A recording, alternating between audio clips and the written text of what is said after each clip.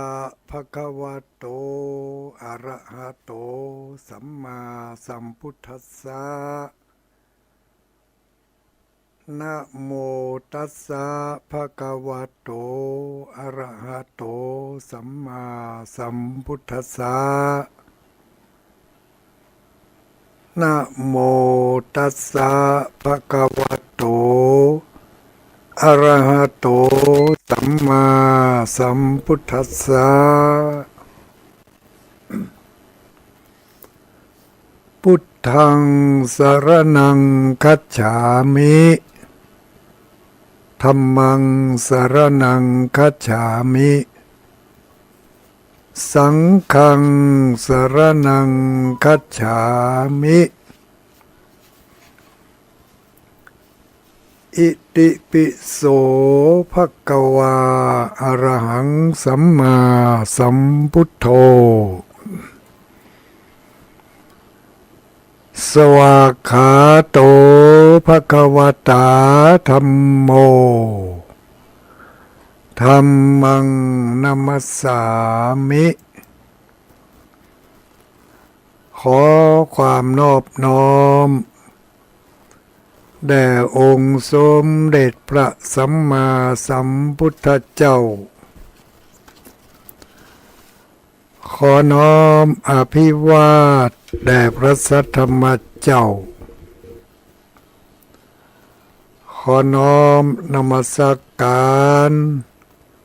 พระอริยสงฆ์เจ้าขอถวายความเคารพมายังท่านพระคุณเจ้าท่านเจ้าคณะพระสังฆาธิการท่านครูบาอาจารย์พระสงฆ์องค์สังฆเจ้า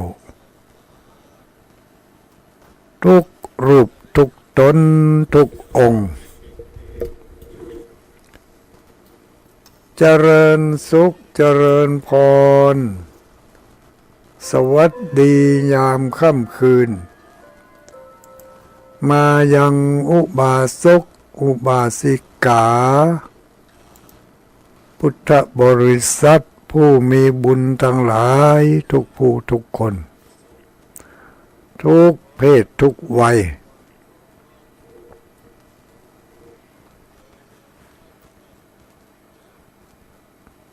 รายการที่ท่านทั้งหลายได้ยินได้ฟังอยู่ในเวลานี้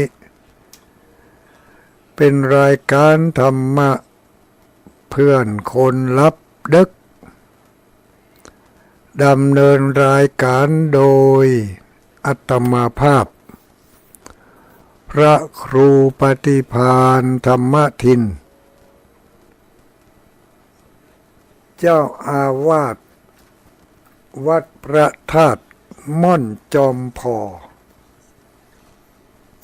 อำเภอเวียงป่าเป้าวัดจอมพอตำบลเวียงอำเภอเวียงป่าเป้าจังหวัดเชียงราย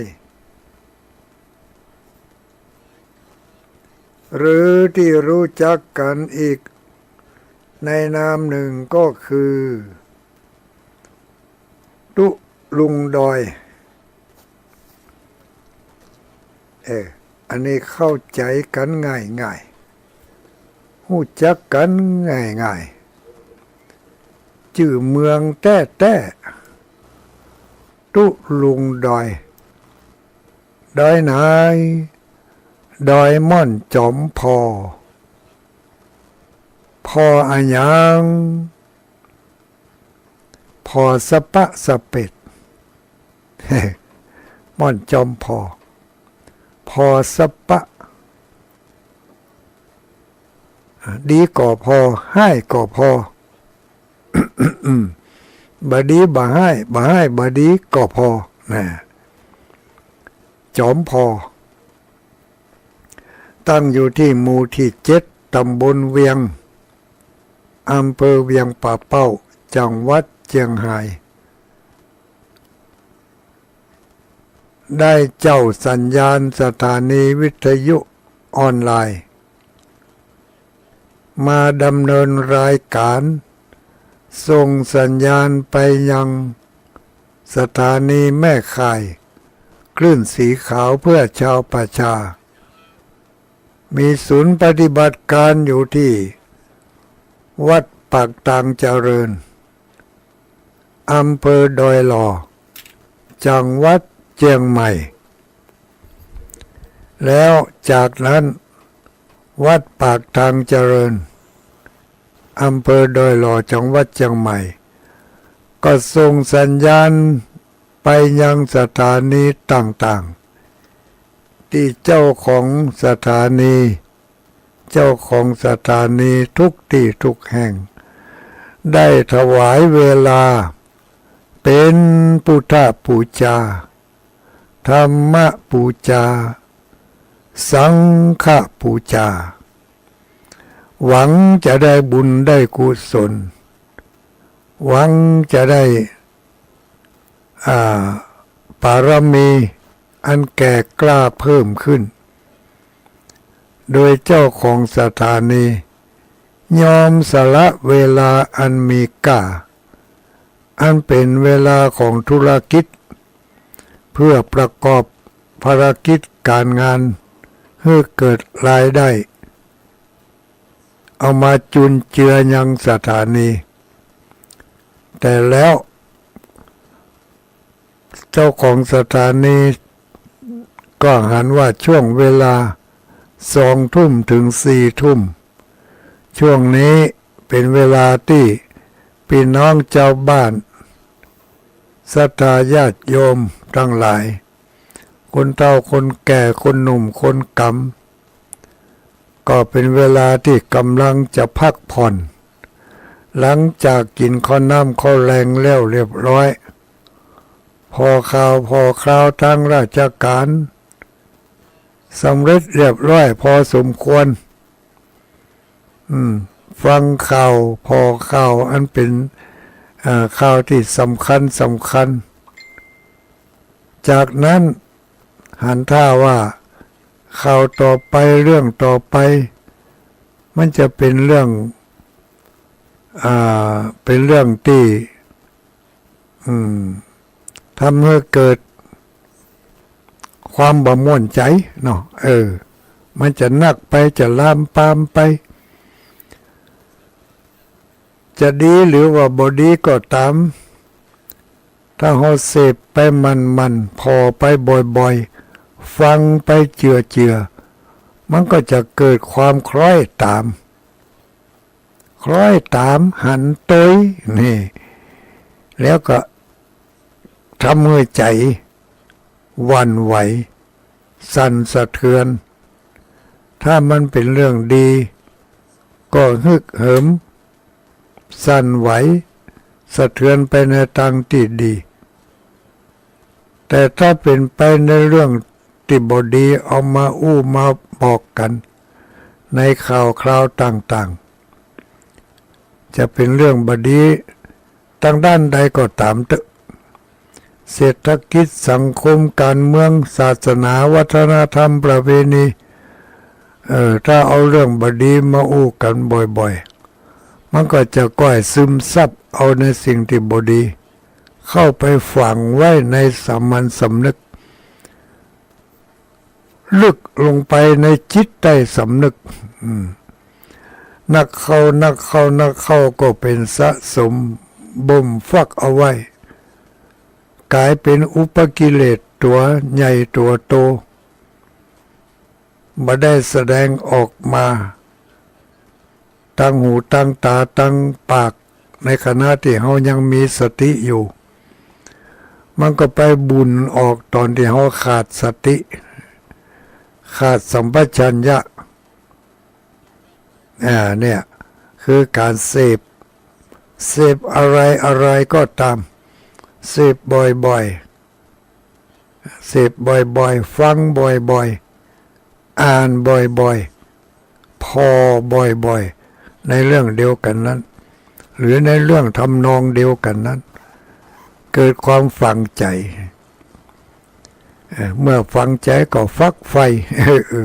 ใครหู้ต่อไปอันนี้หมอตั้งหลายลองสังเกตพอเนอะสังเกตพอสำรวจจิตใจพอวางได้เฮาหันข่าวได้ยินข่าวพอข่าวมันนี่นะก็อยากจะติดตามทั้งที่เรื่องนั้นไม่ใช่เกี่ยวกับเฮาสักหน่อยแต่ก็เกิดความหวั่นไหวไปโดยกระแสของข่าวนั้นนะทีนี้เจ้าของสถานีวิทยุท้องถิ่นทั่วภาคเหนือ8 จังหวัดเชียงรายเชียงใหม่เชียงรายพะเยาเชียงใหม่ลำพูนลำปางแม่ฮ่องสอนแล้วก็พดไปเมืองแปร่เมืองน่านอาจจะข้ามไปอุตรดิตถ์สุโขทัยเมืองตากเนาะข้ามไปทางมันออกในกระพดไปประเทศลาวปุ่นหุข้ามโขงไปหรืออาจจะข้ามน้ำแม่สายไปพดไปทางเหนือวันนั้นถามแม่ออกคนหนึ่งเปิ้นว่าสถานีที่อยู่อำเภอแม่สายนี่ก็มีว่ะสถานีวิทยุนะเปิ้นก็เปิดรับสัญญาณจากคลื่นสีขาวเพื่อชาวประชานี่เจ้าของสถานีทุกที่ทุกแห่งเปิ้นก็ถวายเวลาอันมีค่าเวลาแห่งธุรกิจของเปิ้นมอบให้แก่พระสงฆ์องค์สังฆเจ้าได้มาช่วยเป็นกู้เป็นกิมเป็นเปื้อนคนรับดึกได้เอาธรรมะที่มีสาระประโยชน์นำไปปรับปรุงแก้ไขความทุกข์ความลำบากความอิจฉาละอาใจความอ่อนเพลียละเหี่ยใจมีหันยุคนะเขาว่าเพลียหาดอีวะเพลียหาดภาษาไทยผสมอังกฤษเพลียหาดความอ่อนระทวยของจิตใจสร้างจิตใจให้เข้มแข็งขึ้นมาโดยการฟังการได้ยินได้ฟังพระสงฆ์องค์สังฆเจ้าได้ถ่ายทอดความรู้ความเข้าใจสิ่งที่ได้ห้ำได้เฮียนมาได้ผ่านหูผ่านตาได้ผ่านน้ำเลี้ยงเสียงปากด้วยการท่องบนสาธยายแล้วก็นำมาจ่ายแจกให้แก่ผู้สนใจอยากจะฟังทั้งหลายได้ยินได้ฟังกันค่ำคืนวันนี้ก็โดยเฉพาะอย่างยิ่งที่อำเภอเวียงป่าเป้าจังหวัดเชียงรายของเฮานี่เจ้าของสถานี 3 สถานีด้วยกันเนอะเมื่อคืนนี่นะเมื่อคืนบัดเดียวนี่นะคณะที่กำลังออกอากาศนี่นะมีสถานีวิทยุดอยหมอกเรดิโอ 103.50 เมกะเฮิรตซ์ทีมงานของคุณโยมดารุณีคุณโยมดารุณีนี่มีเครือข่ายนักกว้างขวางหลายที่หลายแห่งหลายจังหวัดเนาะก็ได้รับสัญญาณจากแม่ข่ายแล้วก็เอาไปขยายกระจายข่าวให้หมู่เฮาทั้งหลายได้ยินได้ฟังกันโดยเฉพาะอย่างยิ่งก็สถานีดอยหมอกเรดิโอเนี่ยที่เวียงป่าเป้ากระจายข่าวไปได้ไกลรัศมีไปกว้างพอสมควรแล้วก็สถานีคนฟ้าเดียวกันอันนี้ก็ตั้งอยู่ที่บ้านหมู่ที่7นี่ตำบลเวียงห่างจากวัดม่อนจอมพอนี่ไป800 เมตร ลงวัดไปจะหันเสาวิทยุตั้งสูงตั้งงานอันนั้นแหละคือคลื่น 99.75 คนฟ้าเดียวกันอันนี้ก็ยอมถวายเวลาแห่งธุรกิจ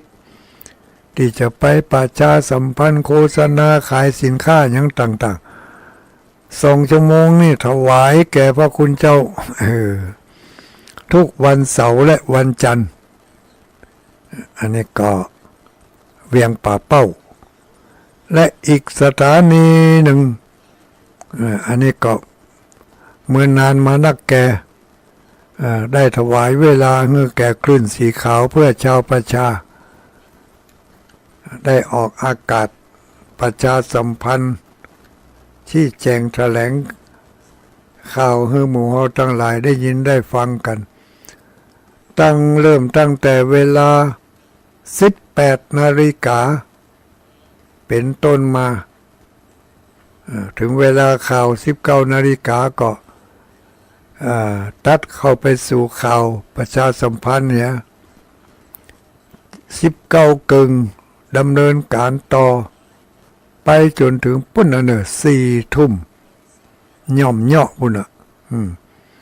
อันนี้สถานีแม่ขจารโมเดิร์นเรดิโอพี่น้องญาติโยม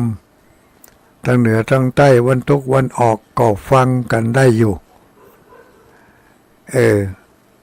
แต่เจ้านี่เมื่อเวลาบ่ายนี่ทางชมรมสภาวัฒนธรรมได้จัดรายการทางสถานีม่อนจอมพอนี่แหละจัดได้บ่สุดบ่ซ้อยสักกำอินเทอร์เน็ตมีปัญหายุดไปเหี่ยก็เลยตั้งสถานีเวียงป่าเป้าเรดิโอรับช่วงต่อไปจนจบรายการเวียงป่าเป้าเรดิโอก็ทีมงานของคุณโยมดารุณีนั่นน่ะเวียงป่าเป้าเรดิโอนี่ได้ถวายเวลาภาคเจ้าแถมเนอะภาคเจ้าตั้งแต่ตี 5จนถึง 07 นาฬิกาอันนี้ก็2 ชั่วโมงอันนี้เขาจะได้ยินเสียงพระสงฆ์องค์ครั้งข้าเจ้ามาเทศนาธรรมแบบพื้นเมืองพ่องแบบธรรมบรรยายพ่องบัดเดียวทำเรื่องมีหลายเรื่องเนอะพอออกไม่ออกปะอุ้ยไม่อุ้ยก็ติดอกติดใจกันครูบาอาจารย์เพิ่งก็เทศนาออกตั้งอากาศลูกเจ้ามาก็ได้ยินนะมีวิทยุน้อยเอาไปไว้ข้างๆท่านยักการไปตัวฟังไปตัวนี่อีกสถานีหนึ่งที่เป็นแม่ข่ายสำคัญโตอันนี้ตั้งเชียงใหม่เนอะเชียงใหม่เกือบจะทุกอำเภอนะรับสัญญาณจากสถานีวัดฝายหินสถานีวิทยุเพื่อการศึกษาของคณะสงฆ์เพื่อการศึกษาเห็นหูคณะสงฆ์ควบคุมรายการเจ้าของสถานีโดยพระเดชพระคุณท่านพระครูวิสุวัตรวรกิจโจเจ้าอาวาสขออนุโมทนาขอบคุณเพิ่งมาได้ออกอากาศทางสถานีวิทยุอย่างเดียวนะได้ถ่ายทอดออกทางลิงก์ออกไปทางวิดีโอโดยทางเฟซบุ๊กโดยโพสต์เพียยูทูบยูแทบปุณก้าเนาะอันนี้จุลุงก็บอกใครเข้าใจเท่าใดแต่ก็หันเปิ่นถ่ายทอดออกมาอยู่ทางสถานีวิทยุวัดฝายหินตึงมาเจ้ามาคืนเนอะอันนี้ก็ขอขอบคุณอนุโมทนาศรัทธาญาติโยมได้ทักทายกันมาพอสมควรเนาะคืนวันนี้ เป็นคืนวันจันทร์ที่15เดือนมกราคมวันเวลาหมุนไปเหมือนสายน้ำไปแล้วไม่ยอมกลับไปตั้งหน้าเลยเอาตั้งหน้าเป็นไปตั้งแต่วันที่เป็นต้นมาเดือนแรกเดือนต้นของพ.ศ. 2567มาเดี๋ยวนี้ได้ย่างเท้าก้าวเข้ามาเป็นเวลา15วันแล้วเนอะหมู่เฮาตั้งหลาย15วันนี่เฮาย่างก้าวเข้าสู่ปี2567ก็เหมือนหนึ่งว่า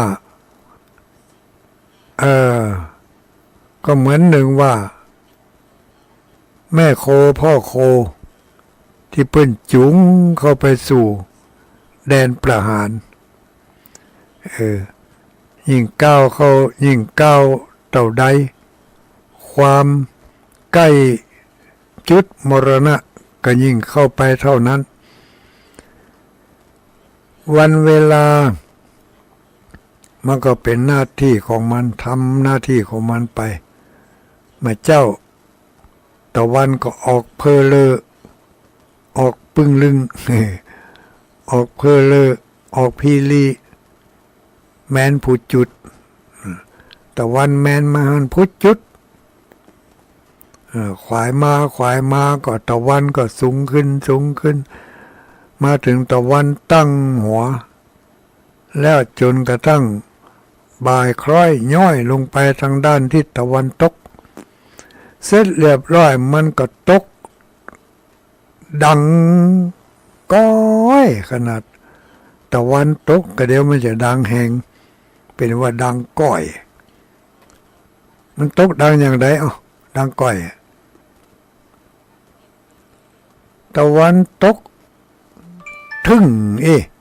ไม่แผ่ว่าก็หาตะวันตกทึ่งตะวันตกท่มก็มาใจนี่เนาะถ้าตกทึ่งตกท่มนี่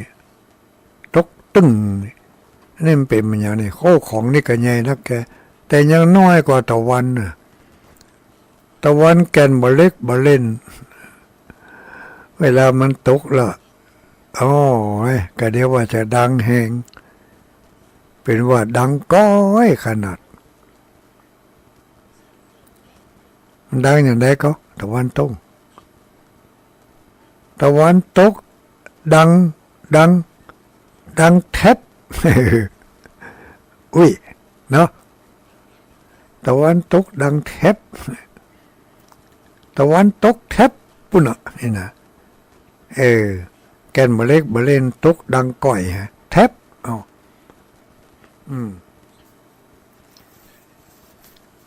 ก็ตะวันตกไปดังแทบก็เข้าสู่ยามราตรียามค่ำคืนเวลานี้เป็นเวลาค่ำคืนย่างเข้าสู่เวลาค่ำคืนเต็มแล้วคืนแล้วคืนเล่าตะวาก็เป็นเมื่อคืนอย่างเอี้ยตะวันซื้นก็เป็นเมื่อคืนอย่างเอี้ยวันนี้ก็ยังจะมาเป็นเมื่อคืนอย่างอี้ทำวันต่อไปก็จะเป็นเมื่อคืนอย่างอี้ทำทุกคืนวันจันทร์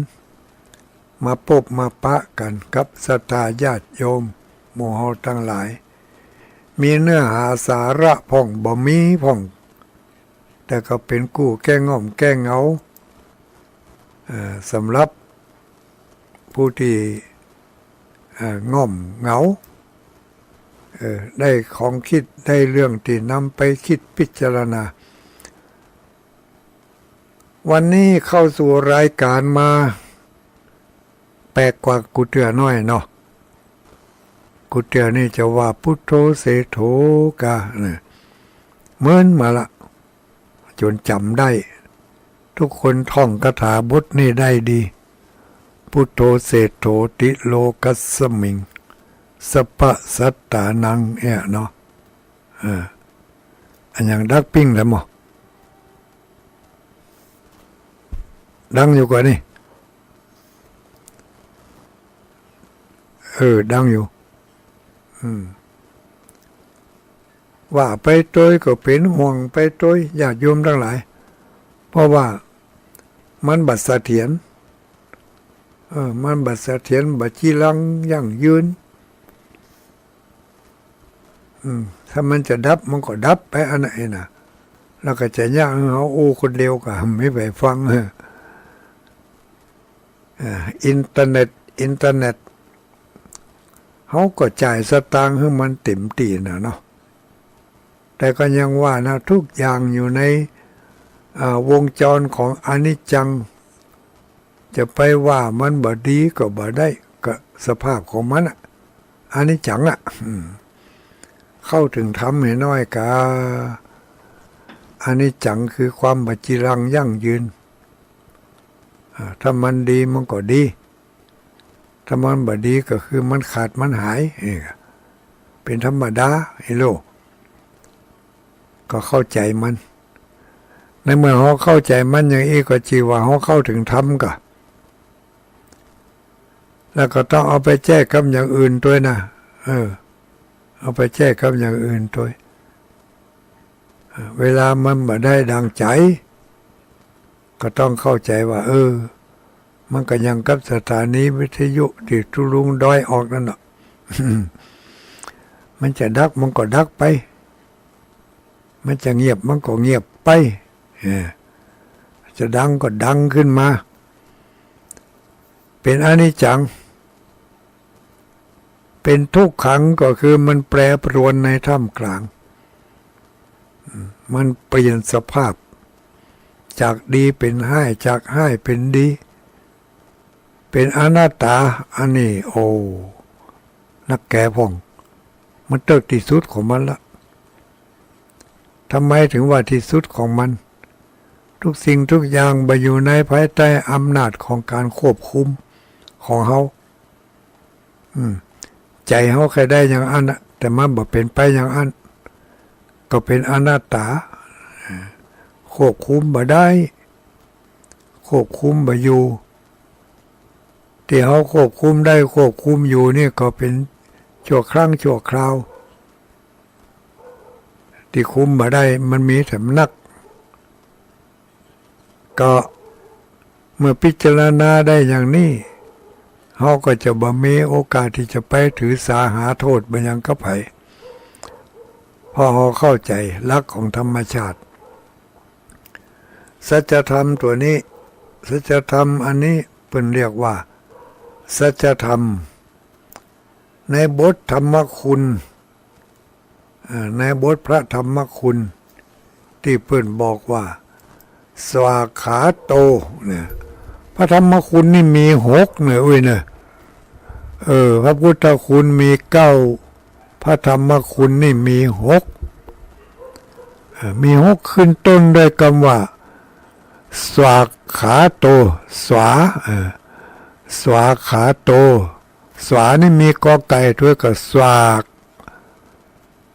ว่ากันติดปากก็คือสวากสวากอันนี้เขาก็ว่าให้มันกล้ำกันสวากขาโตเนาะอันยังเป็นสวากขาโตอันยังยังเป็นสวากขาโตสวากขาโตนี่มันแปลว่ามันยังเปิ้นแปลว่าสวากขาโตภควตาธัมโมอีนะเนี่ยพระธรรมคุณข้อที่1สวากขาโตภควตาธัมโมเปิ้นแปลสำเร็จเรียบร้อยแล้วว่าพระธรรมเป็นคำสอนที่พระพุทธเจ้าเปิ้นได้ตรัสรู้แล้วเปิ้นก็สอนออกมาด้วยดีสวากขาโตเป็นคำสอนที่พระพุทธเจ้าได้ตรัสไว้อย่างดีเป เป็นความจริงเป็นสิ่งที่แน่นอนเป็นหลักครองชีวิตอันประเสริฐนี่นะคือสวากขาโตนี่นะสวากขาโตเป็นพระธรรมหมายความว่าสวากขาโตก็แปลความว่าเป็นพระธรรมคำสอนอันพระผู้มีพระภาคเจ้าพระผู้มีพระภาคเจ้านี่ก็คือพระพุทธเจ้านั่นเนาะได้ตรัสได้บอกไว้ดีแล้ว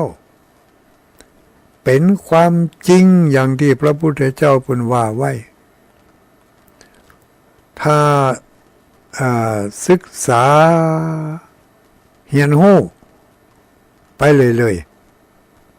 ก็เป็นหลักในการครองชีวิตให้ร่มเย็นเป็นสุขได้อย่างประเสริฐยิ่งกว่าคำสอนใดๆทั้งสิ้นอันนี้ก็คือบทคำว่าสวากขาโตพระธรรมคุณบทที่หนึ่ง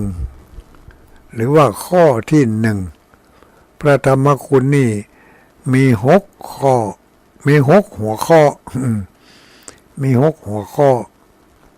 ใหญ่ๆและจะไปเอามาประท้วงเนอะว่าตุลุงเปิ้นว่าพระธรรมมี 84,000 พระธรรมขันธ์มาใช่กะตุลุงอย่างว่ามี6มี6 84,000 พระธรรมขันธ์เนี่ยย่อลงมาเหลือ6โอ้โตย่อลงมาเหลือ6จาก6ย่อลงมาเหลือ2อัตโธนี่เหลือ2จาก 84,000 พระธรรมขันธ์ย่อลงมาให้เข้าใจง่ายๆจำได้สะดวกก็เหลือ6จาก6ย่อลงไปเหลือ2นี่จาก2ย่อลงไปแถมเหลือ1โอ้โหพระธรรม 84,000 พระธรรมขันธ์ย่อเข้าเหลือ1เดียวมีอะไรบ้างค่อยติดตามกันต่อไปเนาะขอสุมาอภัยครับท่านครูบาอาจารย์เอาพระธรรมมาย่อ84,000 พระธรรมขันธ์อันนั้นตุลุงบ่ฮู้เนาะเพราะว่าตุลุงอ่านได้บ่เสียงถึง 84,000 พระธรรมขันธ์แต่ที่ตุลุงอ่านเสียงนี่ก็คือพระธรรมคุณ6 ข้อ6 หัวข้อใหญ่ๆแล้วก็จะฮู้ไปพร้อมกับป้าอุ้ยแม่อุ้ยบัดเดียวเนี่ยเมื่อคืนนี้เขาฮู้ไปด้วยกันสวากขาโตภควตาธัมโมข้อที่1แปลเป็นใจความว่าพระธรรมเป็นคำสอนอันประเสริฐ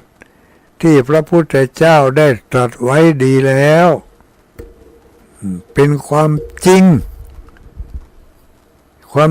แท้ยิ่งกว่าความจริงทั้งหลาย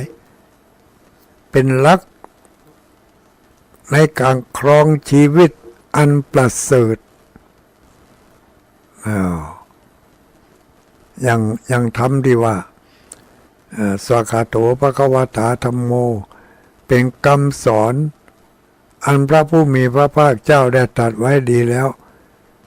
อย่างพระพุทธเจ้าได้ตรัสว่าทำดีได้ดี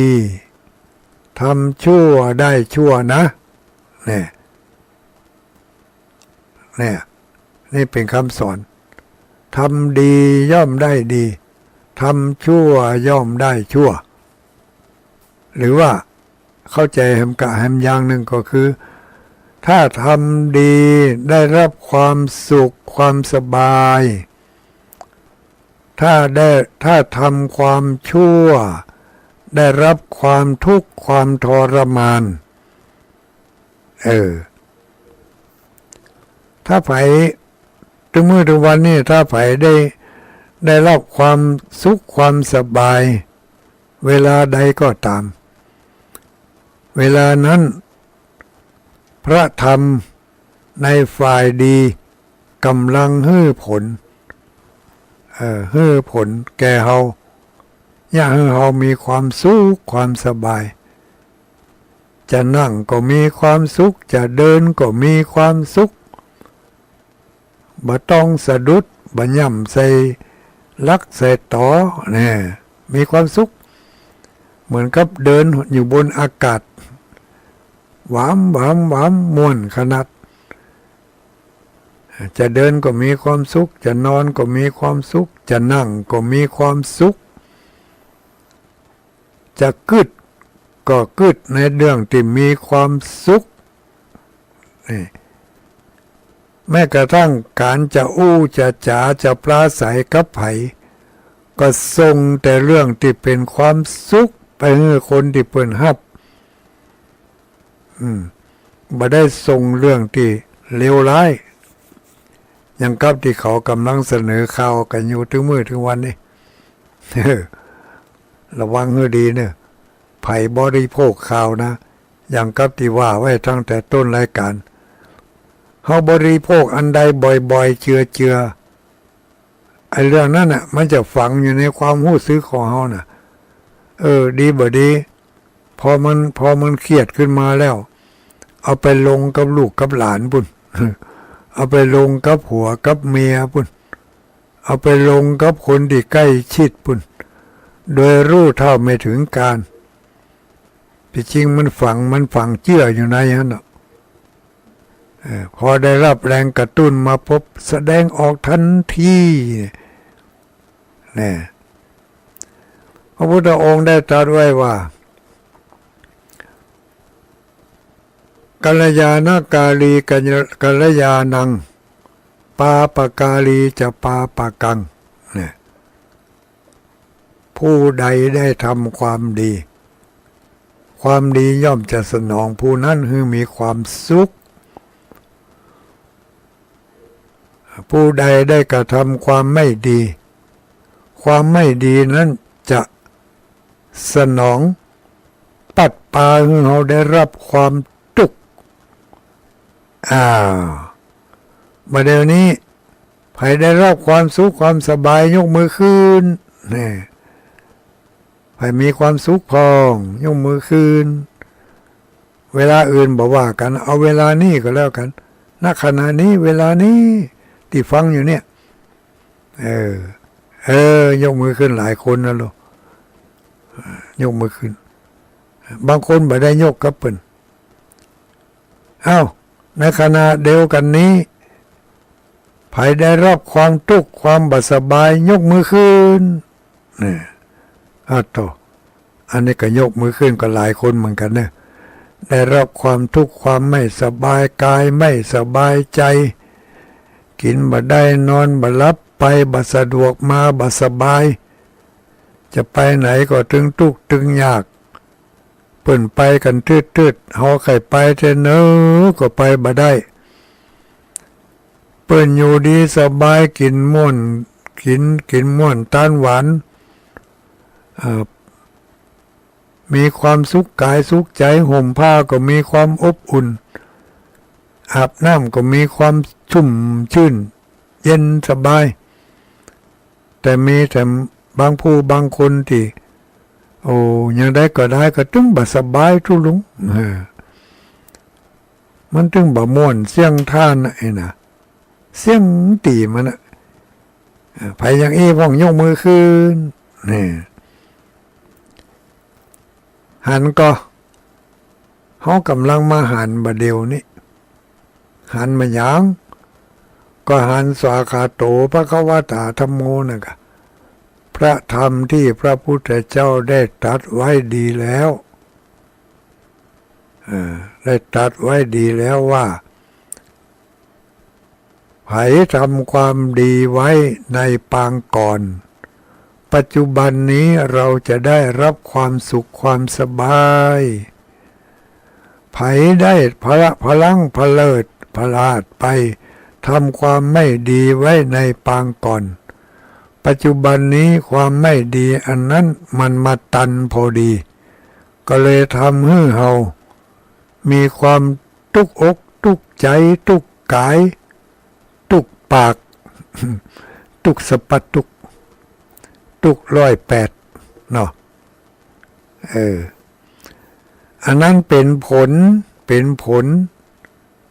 ลอานิสงส์ที่เราได้ทำไว้ในอดีตในปางก่อนจะมันจะปล่อยมันไปมีความทุกข์ก็ปล่อยให้มันทุกข์ไปไผขอมันใครทุกข์ทุกข์ก็ทุกข์ไปกะมีปัญหายัง อยู่กันได้จะเป็นความทุกข์ก็ดีจะเป็นความสุขก็ดีเมื่อมันเกิดขึ้นแล้วเราจะไปบังคับมันก็บ่ได้ไปบังคับมันก็บ่ได้มันก็เป็นไปตามเรื่องตามราวของมันเมื่อถึงเวลามาแล้วมันหมดมันก็หมดไปถึงเวลามันเพิ่มขึ้นมันก็เพิ่มต่อไปสวาขาโตภควตาธัมโมพระธรรมที่พระพุทธเจ้าได้ตรัสไว้ดีแล้วเป็นความจริงแท้เป็นหลักการครองชีวิตอันประเสริฐถ้าใครได้ทำปฏิบัติตามความดี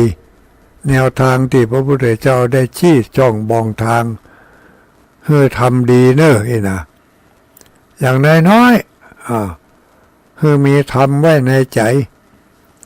ธรรมนั่นคืออะไรลูกเจ้ามาล้างหน้าด้วยน้ำใสล้างใจด้วยน้ำธรรมธรรมนั่นก็คือหิริความละอายแก่ใจจะเนี่ยอายังก็เฮือกืดใจไว้เฮือละอายพ่องที่มันบดีเนี่ย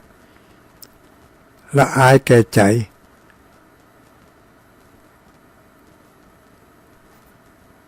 พอแล้วแม่พ่อเฒ่าพ่อแก่กับลูกกับหลานยังมาบ่ม่วนใบบ่ม่วนบอดยังเป็นคิงเป็นห้าเป็นกูเป็นมึงเป็นบาเป็นไอยังแจ้งยังด่าลูกหลานอยู่กันนี่นี่สร้างหิริความละอายแก่ใจเอาไว้จะว่าจะอู้มันยังก็กึดอันนี้เฮาไม่ใช่เป็นละอ่อนแล้วนี่เฮาเท่าแล้วนี่ไม่ว่าอันมันเปิงก้าก็ห้ามใจไว้ก็เรียกว่ามีความละอายแก่ใจอันนี้ก็เป็นหัวข้อธรรมลูกที่พระพุทธเจ้าได้สอนได้ตรัสไว้ดีแล้วเป็นธรรมอันประเสริฐถ้าทำได้ก็เป็นหลักการครองชีวิตเป็นผู้ประเสริฐขึ้นมาทันทีเนาะต่อไปหัวข้อธรรมคุณบทที่2ที่เรียกว่าสันทิฏฐิโกเนี่ยตะกี้เขาว่าสาขาโตภควตาธัมโมต่อไปสันทิฏฐิโกนี่หัวข้ออันที่2พระธรรมนี้ผู้ปฏิบัติตามจะเห็นได้ด้วยตนเองสันทิฏฐิโกนี่นะถ้าผู้ปฏิบัติแล้วจะหันผลด้วยตัวเก่าเขาบ่ต้องไปเชื่อคนอื่นว่าคนอื่นแนะนำคนอื่นจักจุงแล้วก็อธิบายบอกกล่าวเขาอย่างที่ทุลุงกำลังบอกอยู่ประเดี๋ยวเนี่ยจะไปฟังเชื่อ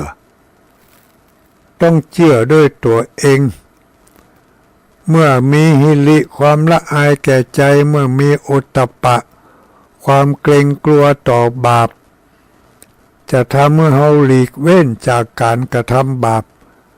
ทางกายทางวาจาทางใจเมื่อหลีกเว้นจากการกระทำบาปทางกายทางวาจาทางใจแล้วเขาจะมีความสบายมีความม่วนภาคภูมิในตัวเอง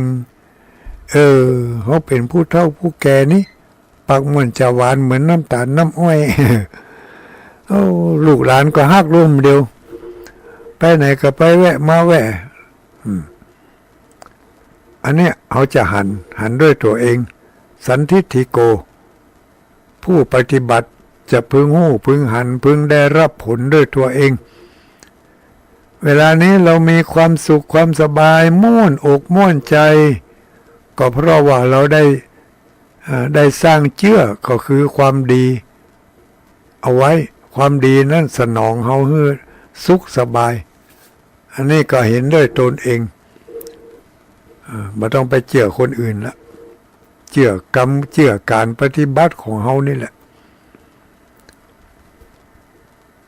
เมื่อก่อนเราไปได้ทำทรมานให้เขาได้รับความลำบาก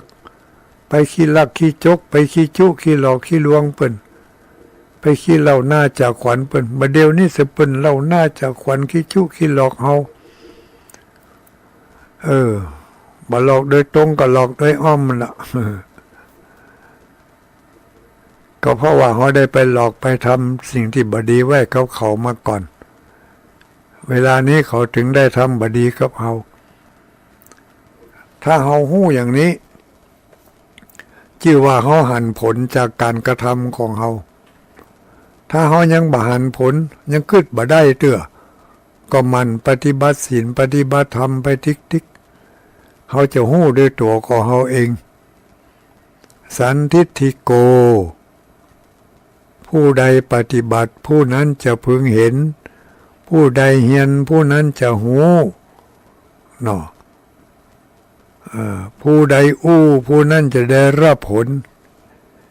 อู้ม่วนจาหวานเหมือนน้ำตาลน้ำอ้อยคนฟังแล้วก็ม่วนหูม่วนใจการตอบสนองก็ทำให้เราได้หู้ได้หันได้ยินได้ฟังสบายอกสบายใจบ่มีไปบืนปากใส่พื้นลือ เพราะคำอู้ของเรามันตรงกันข้ามกับการกระทำเขาจึงบืนปากเข้าใส่อย่างตุ้ลุงได้นี่กะ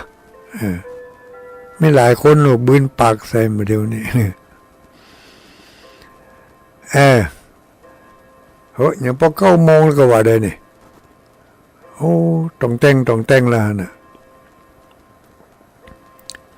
กำเดียวสถานีบางสถานีเพิ่นจะตัดรายการเนอะบางที่ก็ตัดขาดไปเลยไปเอารายการอื่นใส่เข้าไป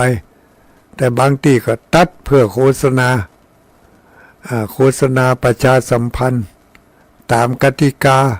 ของทางสถานีเพิ่นในเวลา9 โมงเพิ่นก็จะตัดอันนี้ก็สันทิฏฐิโกผู้ปฏิบัติผู้ทำตามพระธรรมนั้นย่อมจะได้หันผลด้วยตัวของตัวเองไผปฏิบัติดีปฏิบัติชอบจะมีความสุขความสบายไผปฏิบัติบ่ดีปฏิบัติบ่ถูกก็จะได้รับความทุกข์ความทรมานด้วยตัวเองไม่จำเป็นต้องให้คนอื่นบอกพิสูจน์ด้วยตัวเองเลยนี่เรียกว่าสันทิฏฐิโกหัวข้อที่3เป็นว่าอากาลิโก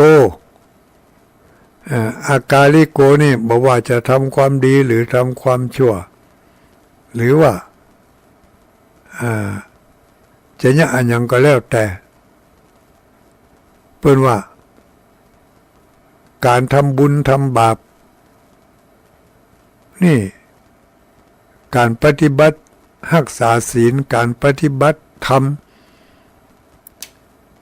บัจำกัดด้วยวันเวลาบัจำกัดด้วยวันเวลาไม่เป็นสิ่งที่ จำกัดสำหรับผู้ที่กระทำความดีและความชั่วอากาลิโกไม่เนื่องด้วยการเวลาบ่ขึ้นอยู่กับการเวลาปฏิบัติเมื่อใดได้เมื่ออันพระธรรมของพระพุทธเจ้านี่นะบ่ต้องไปเลือกเวลามันเนอะอันตุลุงยังหามื้อหาวันเนาะ ก็เขามาถามก็บอกเขาไปอันนั้นมันก็เห็นเรื่องหนึ่งตามความเชื่อส่วนบุคคล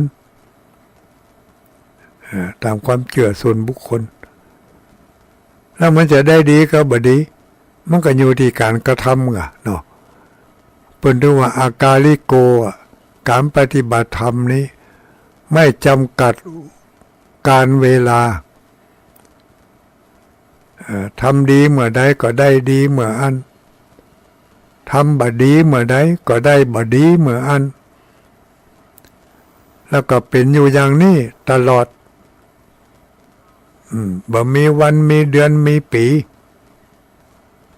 เพราะว่าบ่มีกำหนดเวลานี่ทำเมื่อใดก็ได้เมื่ออันละเมื่อใดก็สบายเมื่ออันนี่อากาลิโกนะไม่จำกัดการเวลาเมื่อวันเมื่อคืนตีมืดตีแจ้งปฏิบัติเมื่อใดได้เมื่ออันฟังธรรมฟังไปตัวรับไปตัว ในขณะที่ฟังนั่นก็ได้แต่ถ้าเวลารับไปเหี่ยก็ไม่ได้นี่อากาลิโกไม่จำกัดการเวลาฟังเมื่อคืนเอาไปปฏิบัติเมื่อเจ้าก็ได้ฟังเมื่อเจ้าเอามาปฏิบัติเมื่อคืนก็ได้นะไม่จำกัดการเวลาเปลี่ยนแปลงไปตามการเวลาก็หาไม่ได้การปฏิบัติธรรมนี่วันเดือนนี้เดือนอย่างนี้เดือน4เนาะ4/82เสียสุขกับพุธนี่กันเนาะ4/82เสียสุขกับพุธถ้าตามในหลักธรรมของพระพุทธเจ้าในบทหัวข้อธรรมที่ว่าข้อที่3เนี่ยอากาลิโกนี่อันนี้ไม่เลือกการเวลาทำดีเมื่อไรก็ได้ดีเมื่อนั้นทำไม่ดีเมื่อใดก็ได้ไม่ดีเมื่อนั้นนี่อันนี้ชัดเจนชัดเจนไม่เลือกการเวลาทำได้ทุกเมื่อทุกที่เลยทุกที่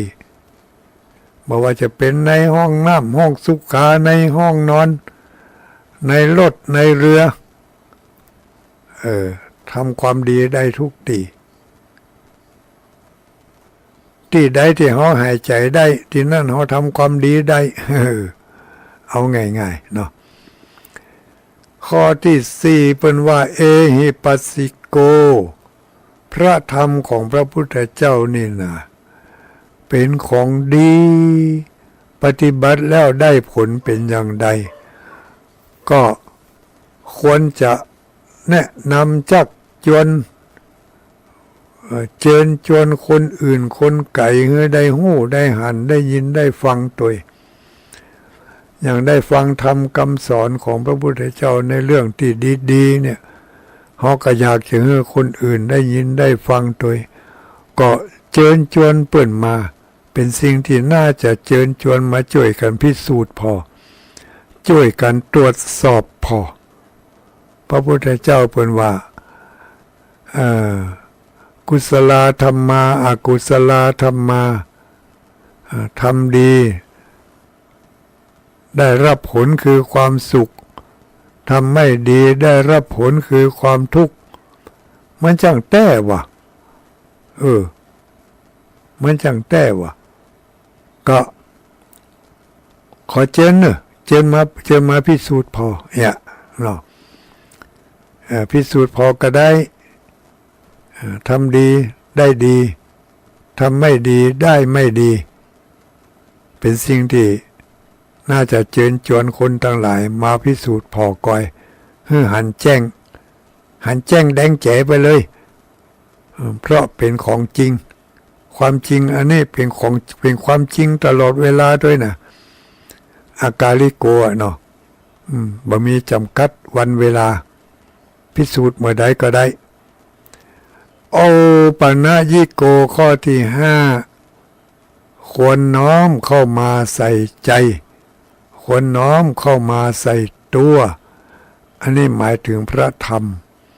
คุณของพระธรรมควรจะน้อมเข้ามาใส่ใจควรจะน้อมเข้ามาใส่ตัวเพราะว่าพระคุณของพระธรรมก็คือเมื่อเราทำดีตั้งใจทำในสิ่งที่ดีความดีอันนั้นสนองผลให้เรามีความสุขโอ้แต่รู้นี่น้อมเข้ามาใส่จิตใส่ใจน้อมเอาพระธรรมนั้นมาใส่จิตใส่ใจไม่ใช่ว่าท่องบาได้นะท่องบาได้เนี่ยมันก็มีแถมอย่างหนึ่ง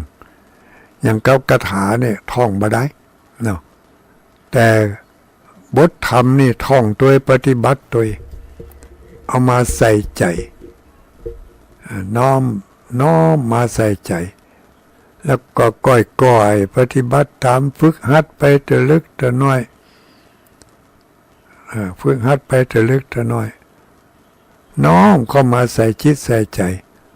เหมือนกับใครได้ขนาดนักเนี่ยใครได้ใครเนี่ยใครทำได้เนอะเปิ้นว่าการฮื้อตานได้รับผลก็คือทรัพย์สมบัติการรักษาศีลได้รับผลก็คือ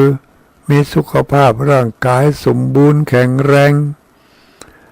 การเจริญเมตตาภาวนาเปิ้นว่าจะยะให้มีสติดีบ่ขี้หลงขี้ลืมบ่โง่งมงายเฮาก็เคยได้เคยเนี่ยเคยทำแต่น้อมมาใส่จิตใส่ใจน้อมมาเคยเนี่ยเคยทำแล้วก็หาโอกาสเนี่ยไปทำไปเรียกว่าโอปัญญิโกควรน้อมเข้ามาใส่ใจเอามายึดไว้ถือไว้สักวันหนึ่งเขาจะต้องได้ปฏิบัติสักวันหนึ่งเขาจะต้องได้รับผลจากการปฏิบัติน้อมลำลึกอยู่เส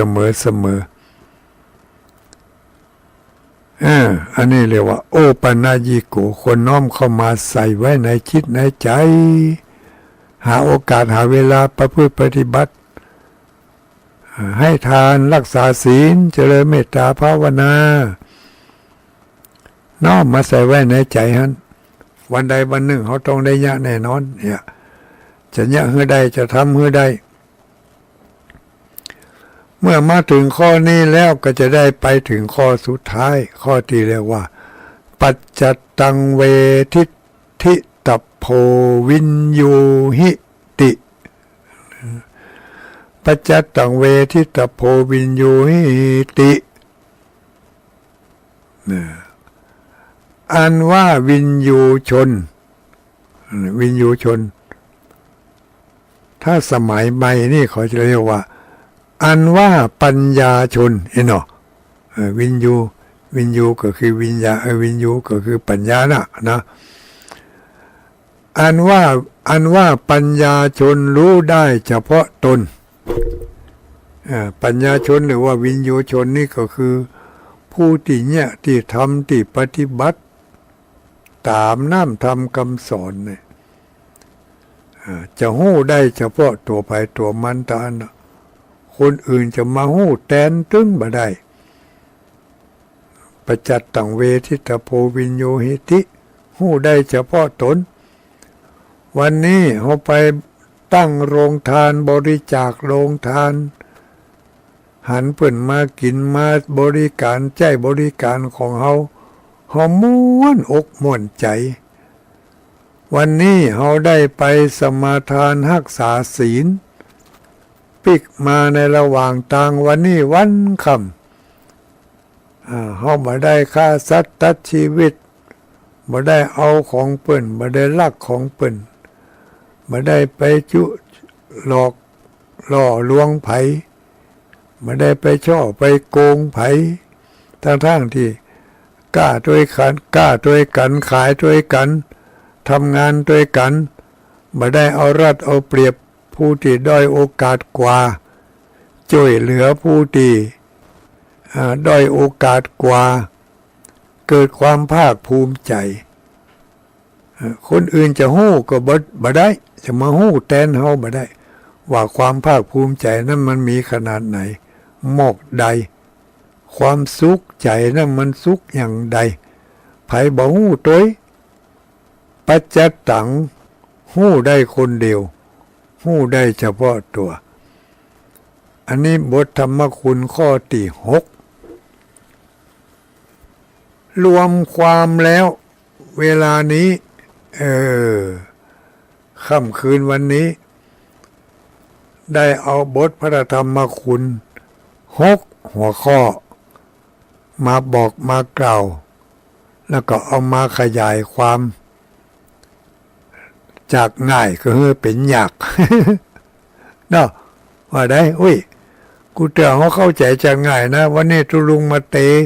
คือเข้าใจยากทำไมนะมันใจอย่างอันเนอะเดี๋ยวจะให้เข้าใจง่ายๆเขาก็เคยได้สวดธรรมวัดแปลมาแล้วเนาะสาขาโตภควตาธัมโมพระธรรมอันพระผู้มีพระภาคเจ้าตรัสไว้ดีแล้วสันทิฏฐิโกเป็นสิ่งที่ผู้ศึกษาและปฏิบัติพึงเห็นได้โดยตนเองเนาะอากาลิโก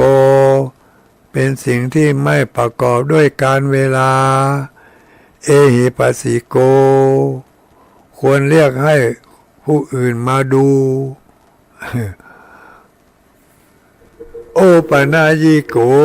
ควรน้อมเข้ามาใส่ตัวปัจจตังเวทิตาโพวิญโยหิติเป็นสิ่งที่ผู้รู้ก็รู้ได้เฉพาะตนดังนี้นี่อันนี้สวากขาโตบทพระธรรมคุณมี6บ่มีคาถาเนอะเพิ่นบ่ได้แจกไว้สักกำหก็ว่าจะมีอยู่ครูบาอาจารย์ท่านใดได้ไปหู้ไปหันคาถาธรรมบทสวากขาโตนี่บทพระธรรมคุณนี่ก็ขอบอกขึ้นหน่อยนะบ่มีบ่ว่ามีหันมีอยู่ในธรรมโลกาวุธิเหมือนกันโลกาวุธิเพิ่นบอกว่าผู้ใดน้อมลำลึกนึกถึงพระธรรมคุณคือท่องคาถาบทนี้เนาะในพระธรรมในธรรมโลกาวุธิแต่มันก็จะรู้สึกว่าจะยาวไปหน่อยแต่มันจะสั้นๆเหมือนกับพระพุทธคุณที่ว่านวหรคุณนวหรคุณเก้านั่นบ่ปะกำเตือที่ว่าเอาหัวใจมาว่าอีนะหัวใจนวหรคุณเก้านั่นก็คืออสังวิสุโลปุสะภุภะอสังวิสุโลปุสะภุภะอันนี้เป็นนวหรคุณพระธรรมคุณพระพุทธคุณ9ส่วนพระธรรมคุณ6สาขาโตภควตาธัมโมสันทิฏฐิโกข้อที่2ข้อที่3อากาลิโกข้อที่4เอหิปัสสิโกข้อที่5โอปนายิโกข้อที่6ปัจจตังเวทิตาโพวิญโยหิอันนี้เป็นบทพระธรรมคุณ6ประการเอาจำง่ายๆสาขาโตพระธรรมที่พระพุทธเจ้าได้แสดงไว้ดีแล้ว สันทิฏฐิโกผู้ใดได้ปฏิบัติธรรมผู้นั้นจะหู้ด้วยตัวเองอากาลิโกบ่เลือกวันเวลาปีใดก็ได้เดือนใดก็ได้มาเจ้าก็ได้มาคืนก็ได้นี่เรียกว่าอากาลิโกการปฏิบัติธรรมไม่เลือกเวลาใครปฏิบัติเมื่อใดก็ปฏิบัติเมื่อนั้นเอหิปัสสิโกเมื่อปฏิบัติใดแล้วมีผลดีอย่างใดมีผลเสียอย่างใดควรห้องคนอื่นได้มาช่วยกันพิสูจน์ทดลองพอไหนตัวเองเรามาพอแล้วเราเนี่ยอย่างอีพอแล้วจะได้ยังกับเปิ่นได้ก็จะหันยังกับเปิ่นหันก็ควรเรียกให้ผู้อื่นมาดูโอปัญญิโกควรน้อมดึงน้อมนึกเอาพระธรรมนี่มาใส่ไว้ในจิตในใจแล้วนำไปประพฤติปฏิบัติเพื่อได้เม็ดได้ผลตามสมควรแก่การปฏิบัติปัจจัตตังเวทิตาโพวินโยหิผู้ประพฤติปฏิบัตินั่นแหละจะหู้ได้เฉพาะตนคนอื่นจะมาหู้แทนคนอื่นนั้นตึ้งไม่ได้กินน้ำพริกเป็นว่ามันเผ็ดอย่างใดก็เหมือนเพชรเพชรอย่างเพชรนะก็เนี่ยเนาะเพชรอย่างใดจะเพชรมันยังเพชรมันขาวมากะก็ว่าเพชรมันแดงปะลึงก็ว่าเพชรมันสีเขียวหุ่มกับเพชรมันไปเป็นสีได้อย่างใดก็คือมันเพชรนี่ก็นี่เรียกว่าปัจจตังจะหู้ได้ก็เฉพาะตนปฏิบัติศีลปฏิบัติธรรมได้ผลเป็นอย่างใดหู้ได้ตัวของตัวภายตัวมันเขาชวนคนอื่นเรียกคนอื่นให้มาดูแล้วเรียกคนอื่นชวนคนอื่นให้เนี่ยแล้ววันนี้เขาไปทำบุญบ่ไปห้านบ่ไปนี่บ่เนี่ยเขาไปเขาก็จะได้หันผลว่าได้ผลเป็นอย่างไรมีความสุขอย่างไรมีความทุกข์อย่างไรเขาบ่ไปเขาก็บ่หันผลเขาก็มันต้องไปอย่างให้เขามันต้องไปโกรธไปเกลียดมันต้องไปไหว้กรรมไหว้เวรกันเขาไปเขาจะหู้เองเขาบอกไปเขาก็หู้เองนี่จบหัวข้อทำ6ประการ6หัวข้อวันจันทร์ต่อไปจะได้นำมาเสนอในบทสังฆคุณ9ประการนี่พระพุทธคุณ9พระธรรมคุณ6พระสังฆคุณ9รวมแล้วถึงหมดนี่ถึงพุทธคุณธรรมคุณสังฆคุณมี108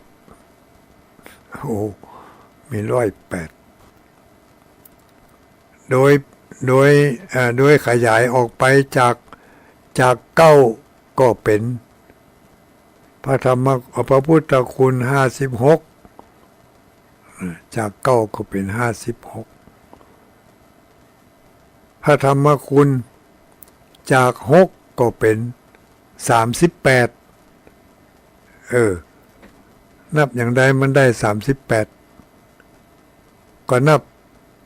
สาขาโตภะกะวะตาธัมโมญา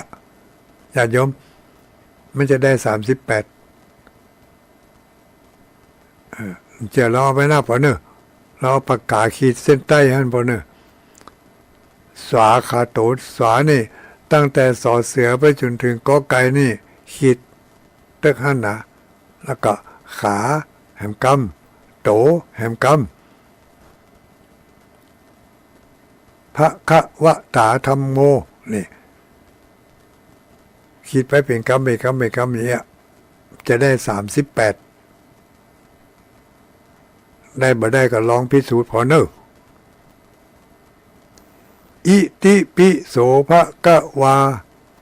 อะระหังสัมมาสัมพุทโธอันนี้จะได้56จะได้56เราเอาไปนับพอหรอขาดตกบกพร่องประการใดมันจะได้ว่าเกินมันจะได้ว่าวิทย์อันนี้ก็เอามาถามกันได้ต่าง0932722499เนอะถ้าสงสัยจะได้ก็เอามาท่องมาถามกันคนที่ท่องที่ถามกันนี่ก็จะได้แสดงว่ามีการใส่อกใส่ใจนะเนาะใส่เอาเขาก็จะใส่เอาของดีๆหรอกถ้าอยากได้ทำได้นี่ก็คือใส่เอานะเป็นว่าคำมันมีอยู่ในขี้เปอะเนี่ยนะมาห่อนเอาเนอะหวานเอาหวานเอา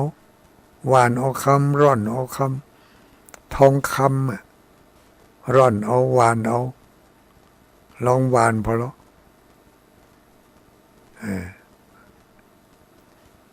อิติปิโสภะคะวาอะระหังสัมมาสัมพุทโธ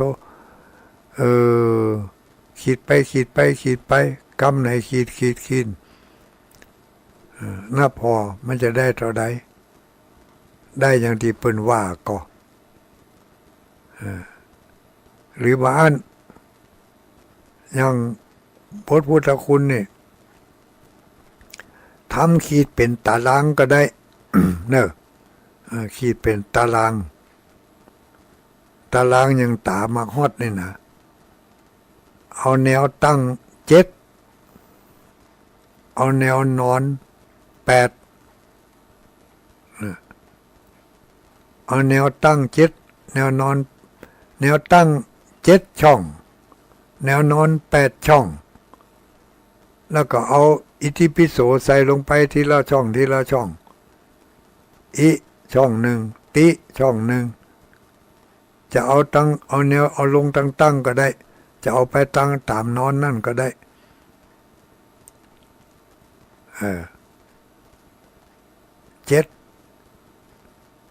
ถ้าตั้ง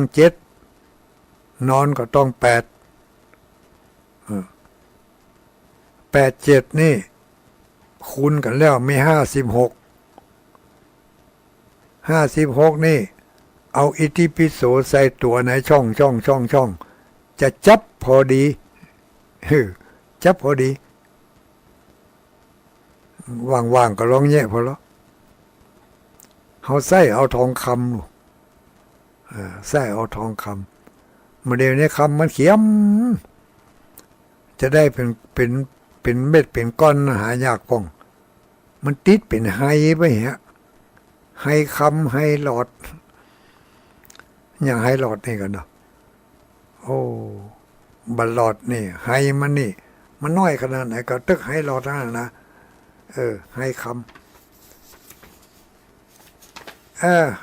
อันนี้วิธีใส่ทองคำบด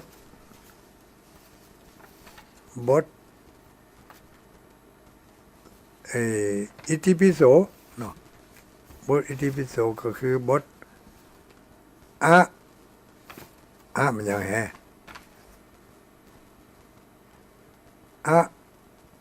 วิชานุสานุตินี่มันใจอวิชานุสานุตินี่เนี่ยจะได้อิติปิโส8ทิศอวิชานุสานุติมคำก็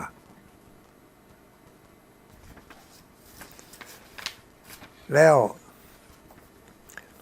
เอามาอ่านแนวตั้งก็จะได้อย่างอีถ้าอ่านแนวยาวก็จะได้ทำอย่าง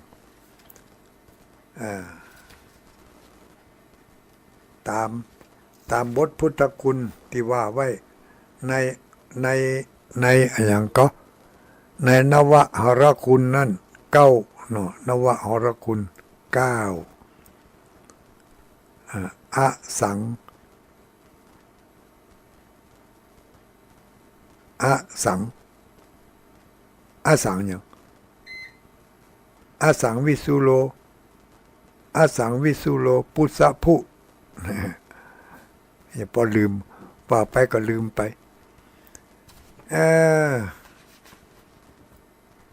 นักมาโอ้ชั่วโมงไปแล้วนักมาเนี่ยเนาะเข้าใจพ่องบ่เข้าใจพ่องหู้พ่องโมพ่องรับพ่องตื่นพ่องไปนะก็เนาะก่อนที่จะไปรับรายการอื่นเนอะโอ้วันนี้ขอประกาศอนุโมทนากับคณะศรัทธาญาติโยมอุบาสกอุบาสิกาทั้งหลายนักศีลนักบุญผู้มีบุญทั้งหลายได้ร่วมทำบุญสุนทานมาก็มากหน้าหลายตาอย่างวิทยุเขาอย่างดับปิ้งแปดหมอจะดังก็จะขอสุมาไปจะเปิดฟังก่อนเนอะแต่มันก็ออกไปก่อนนะสัญญาณมันเนี่ยสัญญาณมันออกไปแต่ก็ว่าเล่นออกไปอยู่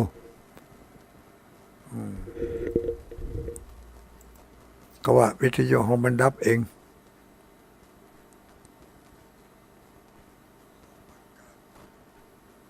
เอาดังละประกาศอนุโมทนากับศรัทธาญาติโยมสาธุชนทั้งหลายผู้มีบุญเนาะผู้มีบุญได้ร่วมบุญกับตุลุงดอยวันนี้เมื่อวันนี้ได้รับจากผู้มีบุญบางคนก็เปิ่นบริจาคมาแต่เมื่อเนาะข้างไว้บ่ได้มาอ่านให้เปิ่นเนาะบ่ได้มาอ่านให้เปิ่นแม่อุ้ยมันอย่างนี้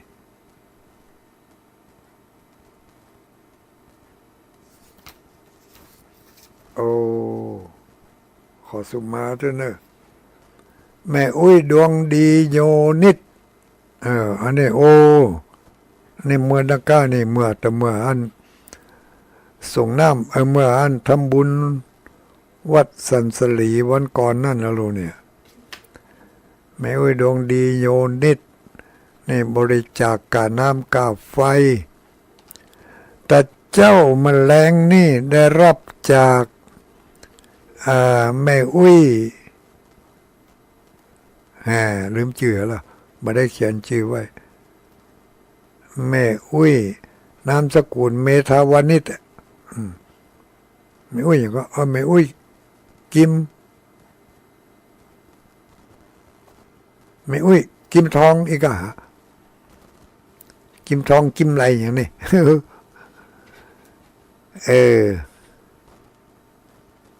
นามสกุลเมธาวานิชอันนี้ก็บริจาคผ่านเมกามาให้ตุลุงดอยก็ได้รับแล้วเนอะตามจำนวนที่ฝากมาตุลุงก็จะบอกอ่านจำนวนเนาะวันก่อนนั่นก็มีแม่อุ้ยอันยังมาจากบ้านแม่ต่ำอีกหาเนาะบ้านมาจากบ้านแม่ต่ำตะก้ออำเภอแม่สวยอันนี้ก็ฝากมาร่วมถวายเป็นกาน้ำกาไฟ บ้านแม่ตำวัดแม่ตำตำบลตะก้ออำเภอแม่สวยอันนี้เปิ้นจะเปิ้นเตวิหารและเปิ้นจะสร้างวิหารทำไมจะมีงานวางศิลาฤกษ์สร้างวิหารในวันจันทร์ที่22เดือนกรกฎาคมเดือนมกราคมเดือนมกรานี่นะวันจันทร์ที่22มกรา2567ขอเชิญพ่อแม่พี่น้องศรัทธาญาติโยมพุทธบริษัทผู้มีบุญทั้งหลายได้ไปเติมบุญต่อบุญเพิ่มบุญในงานวางศิลาฤกษ์สร้างวิหารวัดแม่ตำวัดแม่ตำตำบลตะก้ออำเภอแม่สวยอันนี้ก็ลายดอยนี่นะลายดอยเมืองปะเป้าเนี่ยมีพระสงฆ์เจริญพระพุทธมนต์ตั้งแต่เวลา9 โมงประธานในพิธีเปิดวางศิลาฤกษ์พระสงฆ์ก็เจริญพุทธมนต์แล้วจะเสร็จในวันนั้นการวางศิลาฤกษ์ก็เสร็จในวันเดียวนะวันที่22เพื่อเป็นสิริมงคลแล้วก็เพื่อจะได้เติมบุญต่อบุญให้นักขึ้นต่างวัดได้จัดให้มีงานเข้าปริวาสกรรมที่บริเวณวัดแม่ตำนั่นนะในวันอังคารที่30มกราคมวันไปจนถึงวันพฤหัสที่8กุมภาพันธ์อันนี้ก็ขอเชิญญาติโยมทั้งหลายได้ไปร่วมทำบุญตักบาตรตอนเจ้าข้าวสารอาหารแห้งก็ได้ข้าวสุกก็ดีถ้าเกี่ยมไปเจ้าวันที่31เริ่มตั้งแต่เจ้าวันที่31ไปจนถึงมาเจ้าวันอังคารที่8เดือนกุมภาพันธ์ทุกเจ้าที่บริเวณลานวัดตอนเจ้าก็มีการทำบุญตักบาตรโดยสืบหูราชตาไปโดย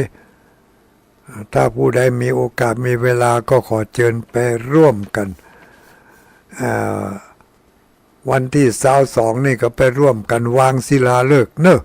พี่น้องตำกิมตำใกล้จะไปละไปขวางกัน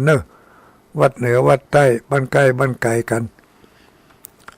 ไปร่วมกันที่วัดแม่ตำสงสัยหรือว่าใครหู้อะไรอย่างเพิ่มเติม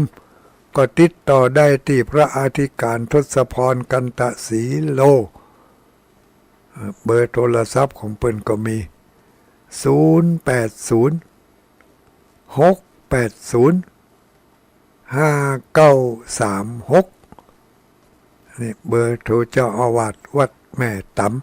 ำนี่ก็ฟังอยู่ก็ขอเชิญไปร่วมกันทำบุญวางศิลาฤกษ์วางศิลาฤกษ์สร้างวิหารที่วัดแม่ตำวันที่22นี่นะอู้ถึงวางศิลาฤกษ์มินิทำงานอันนี้ก็ในบริเวณเวียงป่าเป้านี่แหละอันนี้ก็เมื่อก่อนก็เป็นข่าวเป็นคราวติดต่อกันหลายมื้อหลายวันเป็นเดือนเป็นปีแต่ก็เมื่อได้สำเร็จเสร็จสิ้นลงไปแล้วจากนั้นข่าวคราวต่างๆก็เหินห่างเหินและเจือจางไปอันนั้นก็คือวัดทุ่งเศรษฐีวัดทุ่งเศรษฐีที่หมู่เฮาทั้งหลายได้ช่วยกันขึ้นกันสร้างยังศาลาหลังใหญ่หลังหลวงช่วยกันขึ้นกันสร้างจนสำเร็จภายในปีเดียวนั้นที่ผ่านมาจำได้เนาะวัดทุ่งเศรษฐีมีข่าวดังอยู่ระยะหนึ่งเกี่ยวกับการประชาสัมพันธ์เชิญชวนสร้างศาลา เมื่อสร้างเสร็จแล้วก็ได้หยุดพักไปมาจนถึงณวันนี้เวลานี้มีข่าวดีมาบอกพี่น้องเราทั้งหลายได้ยินได้ฟังกันทันข่าวดีที่จะนำมาบอกนี่ก็คือ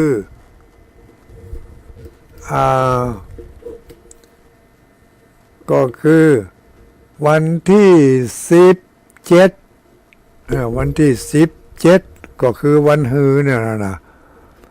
วันผูกนี่วันที่16วันที่16วันฮือนี่วันที่17วันที่17นี่จะมีงานวางศิลาฤกษ์สร้างพระธาตุเจดีย์สร้างพระธาตุเจดีย์ที่วัดใหม่ทุ่งเศรษฐีอันนี้ก็ถ้าจะไปร่วมทำบุญก็ขอเชิญเนอะวัดใหม่ทุ่งเศรษฐีวัดใหม่ทุ่งเศรษฐีนะตำบลบ้านโป่งเทวีอำเภอเวียงป่าเป้าจังหวัดเชียงรายนี่อันนี้จะมีงานวางศิลาฤกษ์โดยพระเดชพระคุณท่านครูบาเจ้าอาจารย์ครูบาท่านพระอย่างก็ครูบาพบโชคครูบาพบโชคเพื่อนจะมาเป็นประธานในการการสร้างยังเจดีย์ที่วัดทุ่งเศรษฐีวันที่17มีเวลาก็ขอเชิญไปร่วมกันได้รับข่าวจากอำเภอพานบอกว่าไหว้สาเจ้าตุลุงรับฟังอยู่จากคนเมืองพานชัดเจนดีฝนตกก่อนเมืองพานแต่ขึ้นแล้วได้ยินทางอำเภอแม่จันฝนตกเวียงป่าเป้าหายสอยห่อบ่มีฟ้ามีฝนอันนี้กลุ่มนี้ไม่มีข้อความเนาะกลุ่มนี้มีแผลแถมหลวงตาเจ้ารถตู้ไปมีว่ะใจก็หลวงตาเจ้ารถตู้ไปฝากไว้ก็จะเอาไปฝากท่านพระประสิทธิ์จ้างกั้มผู้นั้นเนอะอันนี้ถ้าจะมีก็คงวันที่18ถ้าจะฝากไปถาอาจารย์พระมหาประสิทธิ์นะวันที่18วันที่18นี่จะได้ไปที่วัดหนองผาขาวตำบลน้ำดิบอำเภอปะซางจังหวัดลำพูนไปร่วมไปร่วมเจริญพุทธมนต์ในการเริ่มต้นเทศธรรมมหาชาติเวสสันดรที่วัดหนองผาขาวตำบลน้ำดิบอันนี้ก็ตุลุงดอยจะได้ไปแอวไปพอไปกอยกิจกรรมของเปิ่นในวันที่18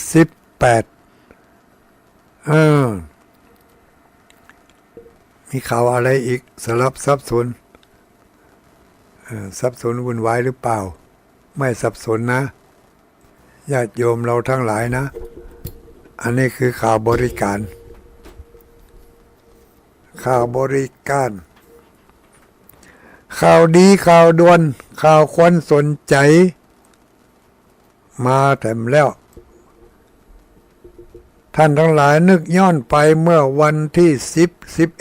11เดือนกุมภาพันธ์พุทธศักราช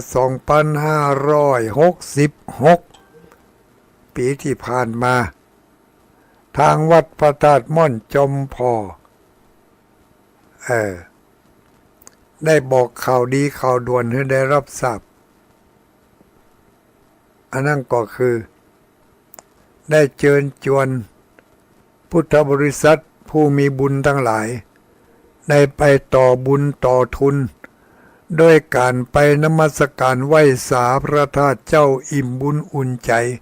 ไหว้สาพระธาตุเจ้าเก้าจอม ที่จังหวัดเชียงรายปีนี้ปีพุทธศักราช2567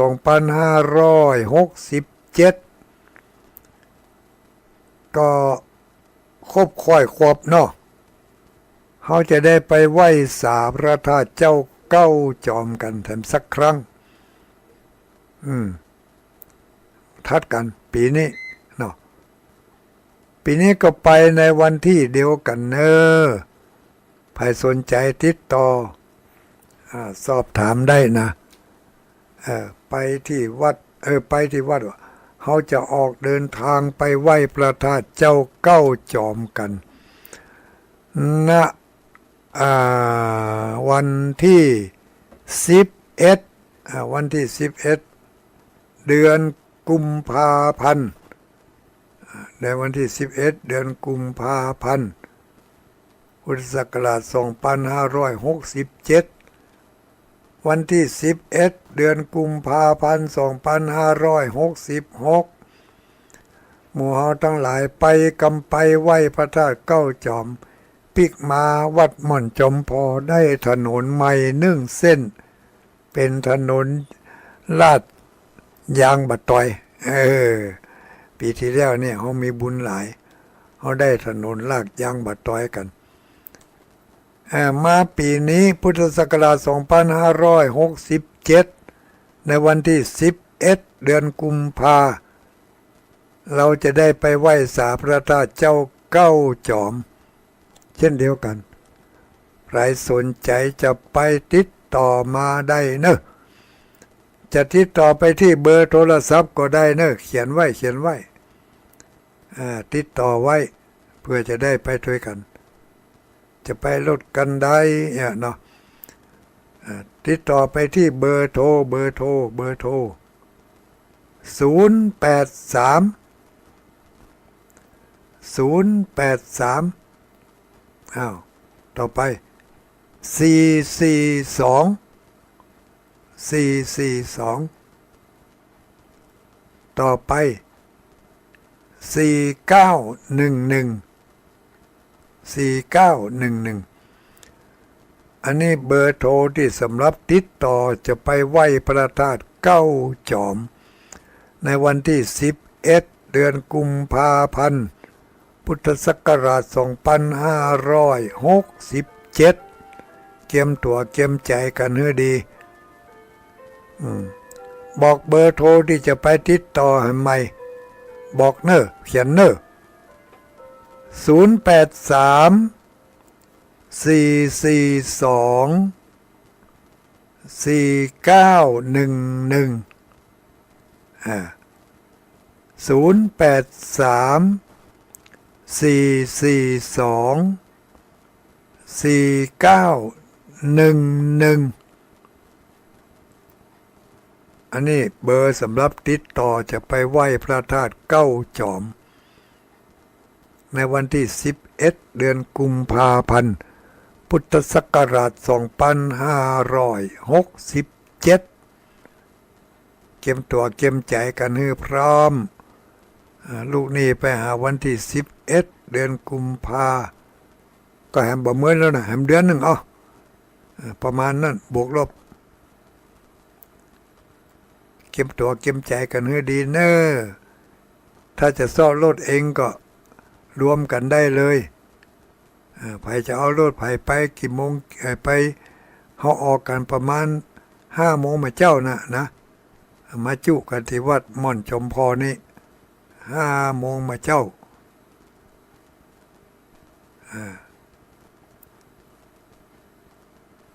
หรือว่าจะไปจุกันเอาตั้งหน้าอันนี้ก็ว่ากันเนาะก็ว่ากันสำหรับรถตอนที่จะไปติดต่อรถเพิ่นจะได้อู้กันแต่สำหรับหมู่เฮาทั้งหลายเอาขึ้นรถว่า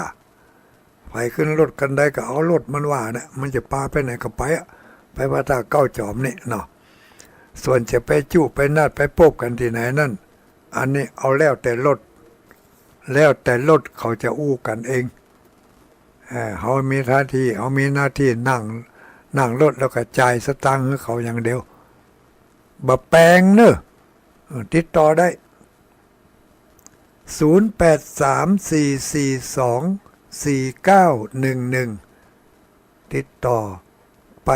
พระธาตุ9จอมไหว้สา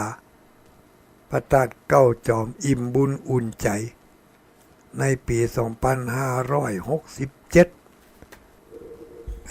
อันนี้จบไปแถมข่าวหนึ่งเนาะมีมาอย่างแถมนี่อันนี้ข่าวในท้องถิ่นสำหรับข่าวในต่างจังหวัดนั่นเปิ้นก็ประชาสัมพันธ์กันไปเนาะอย่างวัดหนองผาขาวจะตั้งทำในวันที่17-18เดือนมกราแล้วก็วันที่23นี่ไม่ใช่วันที่27-28อันนี้ก็ทำบุญทักษิณาและทำบุญมุทิตาสักการะพระเดชพระคุณท่านพระมหานพดลสุวรรณเมธีเจ้าคณะอำเภอวังเหนือวัดบรรพตสถิตในวันเดียวกันนั้นที่อำเภอดอยสะเก็ดก็จะมีงานทำบุญปอยหลวงที่วัดแม่โป่งนะวัดแม่โป่งพระนอนวันที่21จงไปจงมาเนี่ยจะจำได้วะคนในพื้นที่จำได้ก็แล้วกันเนาะวันที่21นี่ก็ไปที่วัดแม่ห้องไคตำบลแม่โป่งอำเภอดอยสะเก็ดเพื่อจะมีพิธีอบรมสมโภชฉลองสมโภชพระพุทธรูปเจ้าพิมพาองค์เก่าองค์ใหม่องค์ใหญ่องค์เล็กที่วัดแม่ห้องไคถึงวันนี่ท่านเจ้าอาวาสพร้อมครับลูกวัดคณะศรัทธาญาติโยมเตรียมงานเตรียมการกันขนาดนักหมู่เฮาทั้งหลายก็มีโอกาสเอาบุญด้วยกันเนอะวันที่21ไปป้ากันทุลุงดอยก็จะได้ไปยื้อไปใจกับเพิ่นจะเริ่มตั้งแต่เวลา1 ทุ่มของวันที่21จะมีการเจริญสมโภชเจริญพุทธมนต์เนาะที่21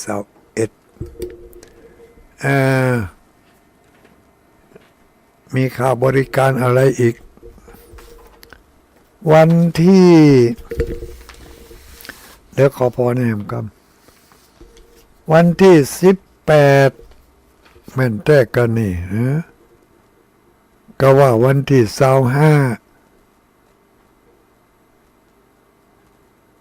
เดือน4ออก8ค่ำวันที่25ในวันเดือน4เพ็งเนาะวันที่18เดือน4ออก8ค่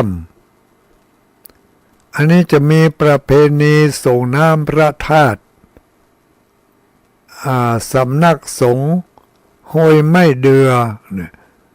สำนักสงฆ์ห้วยไม้เดือมีประเพณีส่งน้ำพระธาตุสำนักสงฆ์ห้วยไม้เดือชื่อว่าพระธาตุศรีอุดมพระธาตุศรีอุทุมพรพระธาตุศรีอุทุมพรที่ห้วยไม้เดือเนอะอันนี้เป็นพี่น้องบนพื้นที่สูง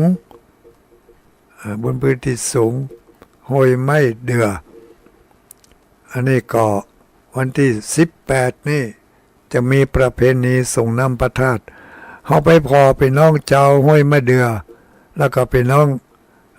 พื้นที่สูงเปิ่นไหว้สาพระธาตุด้วยทำนองเพลงเป็นทำนองของชนเผ่าเปิ่นนะเปิ่นจะไหว้สาแบบชนเผ่าของเปิ่น เขาไปฟังโดยเกิดความซาบซึ้งตรึงใจในการกล่าวคำไหว้สาพระธาตุเขาฟังแล้วก็เหมือนก็เป็นเพลงน่ะนะอย่างก็เป็นฟังสวดเฮานี่ก็เปิดฟังสวดเฮาเปิดกันนึกว่าเฮาห้องเพลงอีกอะให้เนี่ยเขาก็ไปฟังเป็นสวดเขาก็นึกว่าเป็นห้องเพลงอีกอะเนาะไปพอเนอวันที่18ห้วยแม่เดือใครมีโอกาสมีเวลาที่จะเอาข้าวน้ำโภชนาอาหารขนมของหวานไปร่วมกันก็ขอเชิญเนอวันที่18ห้วยแม่เดือชนเผ่าพื้นที่สูงปากะยอเนาะอันนี้ก็ใกล้ๆบ้านเฮานี่บ้านห้วยแม่เดือนอกนั้นมีงานอะไรอีกที่จริงงานมันก็มีนักนะแต่ว่าไปว่ามามันจะซับซ้อนโอลหม่านกันแล้วนะเนาะใกล้ๆนี่ก็วันที่18เลี้ยงไปบ่เนาะวันที่เลี้ยงไปก็ตั้งแต่วันที่15วันนี้ผ่านไปละวันที่16ที่วัดม่อนจอมพอที่ออกอากาศเวลาเนี้ยจะมีการทำบุญตานกุฏิ2 หลังใครมีโอกาสมีเวลามาร่วมกันเนอะตานกุฏิที่วัดม่อนจอมพอวันที่16วันที่17เชิญไปร่วมงานวางศิลาฤกษ์สร้างเจดีย์ที่วัดตุงเศรษฐีวัดตุงเศรษฐีตำบลบ้านโป่งเทวีวันที่18เวลาไล่มาละเหลือเวลาน้อยเดียวมาได้รับโทรศัพท์อีกครับวันนี้วันที่18ขอเชิญไปร่วมบุญส่งน้ำพระธาตุที่วัดพระธาตุศรีอุทุมพรที่ห้วยไม้เดือวันที่19ยังว่างเว้นวันที่20ก็ว่างเว้นวันที่21ขอเชิญไปที่วัดแม่หงไควันที่28ขอเชิญไปวัดบรรพตสถิตปฏิทินมีแล้วเนอะปฏิทินสั่งมาเพิ่มแล้วตอนนี้มี 1,000 ชิ้น 1,000 แผ่นใครก็ได้ก็แจ้งความประสงค์มาได้แผ่นละ30 บาทราคาเดิมก็ขออนุโมทนาศรัทธาญาติโยมทั้งหลายผู้มีบุญทั้งหลายเอาเหลือเวลาอีกหลายคนอยู่ขอรับสายสักน้อยแล้วเพื่อจะมีญาติโยมครูบาอาจารย์ที่จะได้ต่อเติมเสริมแต่งเกี่ยวกับพระคุณของพระธรรมคุณที่บทพระธรรมคุณน่ะมีว่าจะได้พ่องนี่นะเนาะบทย่อของเพิ่นถ้าไผฮู้ก็ขอบอกมาจิมเนอะแม่อุ้ยทางพะเยาไหว้สาเจ้าตุลุงสาธุแม่อุ้ยน้องแม่อุ้ยมันยังแม่อุ้ยเพชรลาแล้วต่อไปถ้าอาจารย์ทำพระครูวิษณุวัฒน์ส่งFacebook YouTube ไปแล้วเนอะญาติโยมเขาทั้งหลายพอได้คุณโยมแม่กฤษณีก็ส่งข้อความบ้านผู้จัดการวันที่23เวลา9 โมง9 โมงนี่น่าจะไปได้อยู่คุณโยมป้าศรีดารับไปแล้วก็เนี่ยป้าศรีดาเนี่ยคุณโยมโยศกุมารดักปิ้งหายไปเลยไว้สาอันนี้ไปดักปิ้งอันนี้ก็ดักปิ้งอันนี้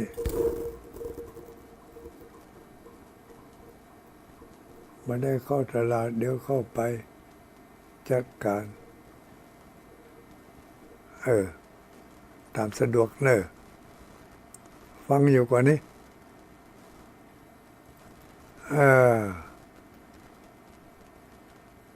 เอาทางกรุงเทพก็ฟังอยู่หลายจุดเนาะอนุโมทนาวันที่ไหว้สาพระตาเก้าจอมวันที่11 กุมภาแน่นอนตกลงถ้าอาจารย์ญาติโยมเขาทั้งหลายเนอะเดี๋ยวนี้9:54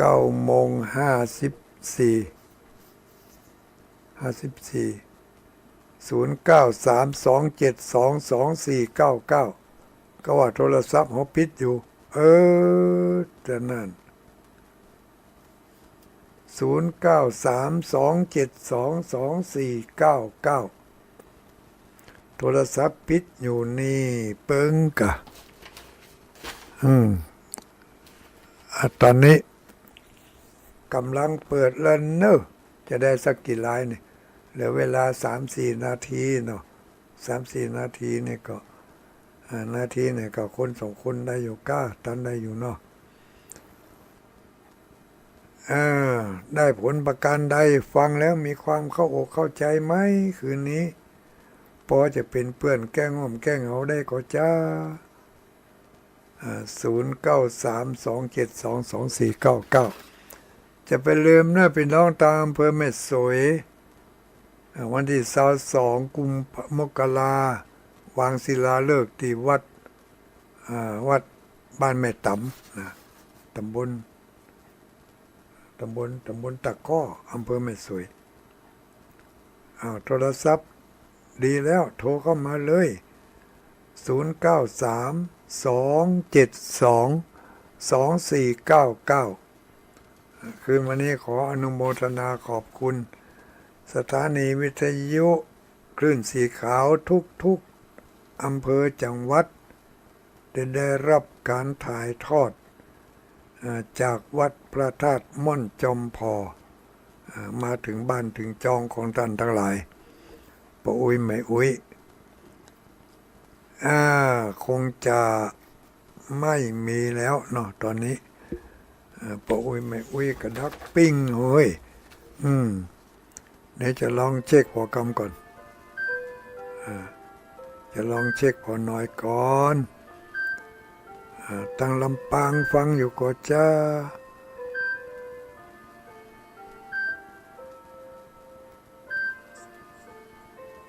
ตั้งลำปางฟังก็จ้าลำปางก็ฟังอยู่รับสายเจริญพรไผสวัสดีปีใหม่ไผเอ่ยแม่สีกุลตันดุละแม่สีกุลตันดุละวันนี้ลำปางเพิ่นก็ออกเนอะเจ้าออกกาฟังนี่นะวันที่28ป้ากันบ่ชัดเจนดีนะเจ้าอนุโมทนาขอบคุณเนอะสาธุแม่ตันดุละโชคดีมีใจเนอะเจริญพร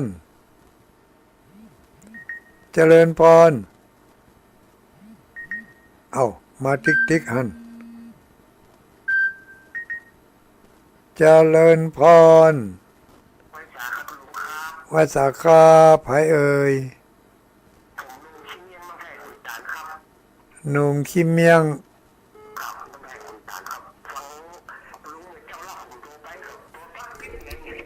เดี๋ยวเจ้าเดี๋ยวกำลังเปิดเดี๋ยวนี่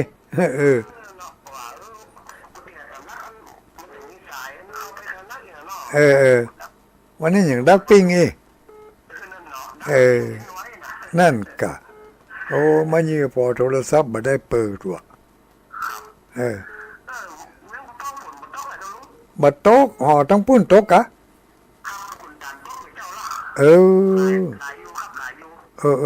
ฟ้าแม่ฟ้าพาก็